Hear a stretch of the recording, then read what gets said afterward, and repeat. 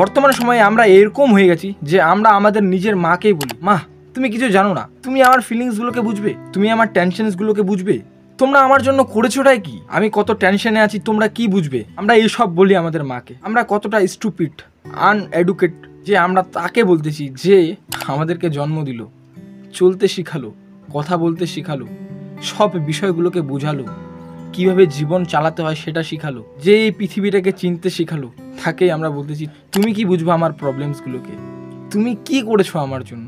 একবার নিজে ভাবো কি করেছে আমাদের জন্য। তারা তাদের অকাতের থেকে বেশি আমাদের জন্য করতে চেয়েছে, কিন্তু আমরা সেগুলো কোনোদিনই বুঝি না।